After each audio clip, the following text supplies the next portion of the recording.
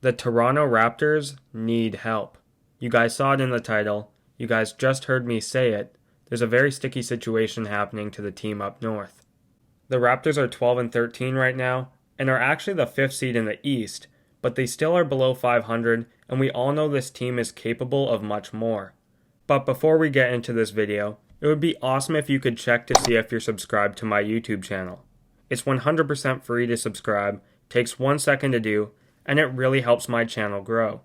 According to YouTube statistics, only a small percentage of my viewers are actually subscribed, so every one of you is much appreciated.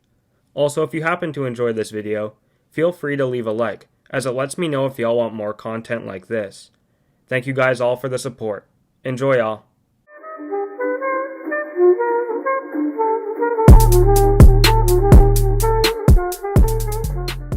As I said previously, the Raptors have a 12 and 13 record, which is below 500, and that's pretty disappointing, especially for the team that was the 2nd seed in the East last season. Siakam's struggles in the playoffs have definitely continued over to this season, and the Raptors really just don't have an identity. But putting all of those narratives aside, let's start with the Raptors' big men. We all knew this was going to be an issue since day one. Not having Ibaka and Gasol has been detrimental to this squad on offense, and especially defense. In free agency, the Raptors scrambled for a serviceable big man and definitely fell short. Sure, Aaron Baines had a great stint in Boston a few years ago, but he is shown to be way past his prime. Baines is too slow, not agile enough, and is a huge liability on offense to make it work. He has no perimeter shot and no postgame, which is a combo for disaster. Baines was worth the contract he got, but is only able to be a backup at this stage in his career. As for Alex Len, he has a decent three-pointer, but his lack of defense makes him a bad fit in almost any scenario. Len was only serviceable for up to 20 minutes a game, and for those reasons, the Raptors waived him. But the one diamond in the rough for the center position on the Raptors has been Chris Boucher. The man can block shots, shoot, pass, post up, drive, and even dunk on people. His only problem is his weight, but he's built like a 2x8. But regardless, Boucher can play some minutes at center and is worth it as a rotational piece. Maybe he can start at the 4 if they move Siakam to the 3, but I like him at the 5 to stretch the floor. Speaking of Siakam, he's been a huge disappointment. Last year, people were seriously debating Siakam and Tatum. Oh boy, has that aged well. Siakam can maybe be the second option under a superstar, but definitely not the first. I think he just has to stick to his game of pushing the fast breaks and getting in the post. He's not built for jumpers and fadeaways. Enough with the big men. Let's take a look at the guards and small forwards, as there are some positives. Starting with Stanley Johnson, he's pretty damn good off the bench. Stanley has been a huge surprise for me, as I didn't even know he could be a rotational piece on this squad, but now he's set in stone as a rotational guy. He's only 24 years old, has a really good three-pointer, has elite defense and athleticism, and he can put the ball on the floor when needed to. Stanley's only weakness is his confidence and IQ. I've seen a few games where Stanley is hesitant to make a decision, such as shoot, pass, or even decisions on defense to rotate. But if Stanley can just get his confidence up and maybe a bit more learning on his IQ, he could definitely go into a starting position in the NBA or be a really valuable trade asset for the Raptors. As for Norman Powell, he needs more minutes. I'd like to see a bump in minutes to Norman Powell from 27 to 32 minutes per game. He's such a natural scorer and a very solid defender. He deserves to be a starter on almost any NBA team except the Raptors. It's hard when you have Fred and Kyle at the guard spots, but maybe they could slip in Powell as the starting small forward and play a little bit of small ball. I think that Norman excelled last year when he was playing 30 minutes per game, and he had a huge jump last year from 2 seasons previous. But the thing with Norman Powell is he needs more production, and in order to do that, he needs more minutes. And that's all up to Nick Nurse. I understand that Nick Nurse is trying new things and getting new guys on the bench a chance, but Norman Powell is one of those guys who needs extra minutes in order to excel. Next, let's look at OG Anunoby, the defensive specialist on this squad. OG can guard the opposing team's best player as he's a prolific defender. He also has a very good spot-up shot and can put the ball on the floor when needed to, similar to Stanley Johnson. But OG's defense is what puts him past the post. He's almost like a budget Kawhi Leonard, or maybe a Kawhi in his early days back in San Antonio. Next, let's look at Fred VanVleet. I think Fred should definitely be a 2 guard and not the point guard. Because Fred isn't really that great at running the offense by himself, and I think he's a lot better off ball.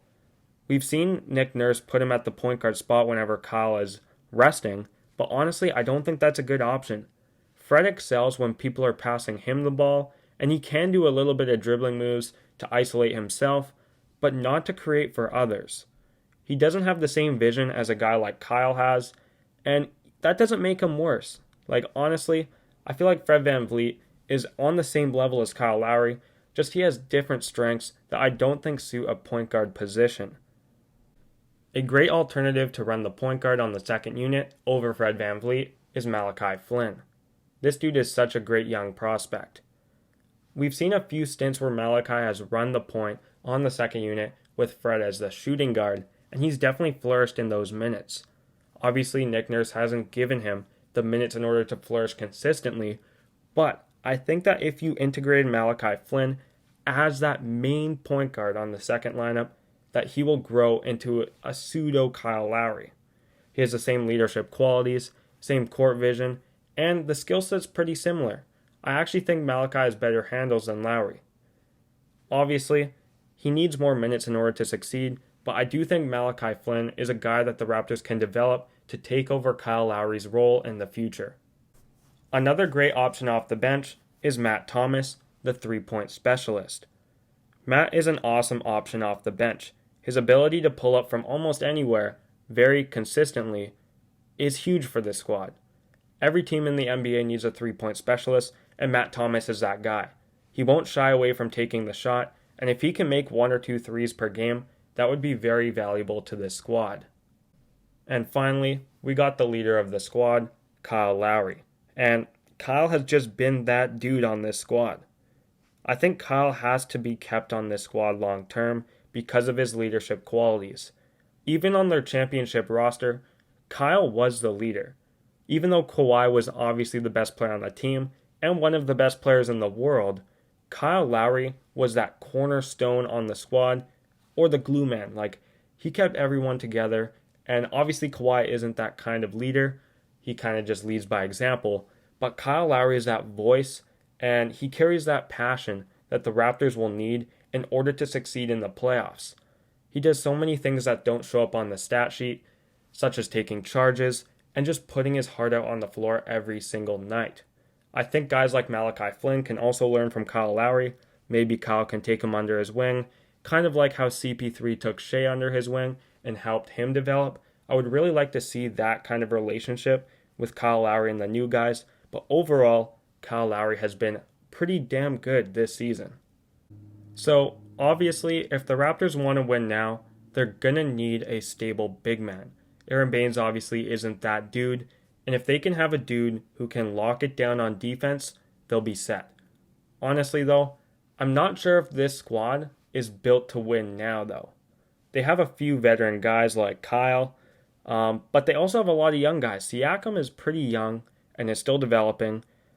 Fred isn't that young, but he is still developing. He hasn't had much opportunity in this league. He's finally starting to get the minutes that he deserves.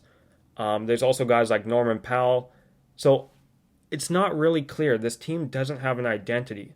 And I feel like Masai Ujiri has to take one path. Like right now, they're kind of going young. They're kind of going old. You know, they're winning now, but they're also planning for the future. And that's not going to get them anywhere. They went all in with Kawhi, and they won a championship. It paid off. I think this team really needs an identity, and I feel like they should be leaning towards go young. That doesn't mean get rid of Kyle. I like Kyle. I think he can actually help the young guys progress. But maybe getting rid of a guy like Siakam, even though he is relatively young, going way younger. That could definitely help this squad. And I don't like going into rebuilding mode. Maybe if you keep Kyle, you get a decent big man, you can maybe stay in the playoff picture. while developing your young guys. But they definitely need to take more of a clear-cut path one way or the other. If they are going to win now, they're going to need a relative kind of superstar player, at least a very high all-star player, and they really don't have that right now.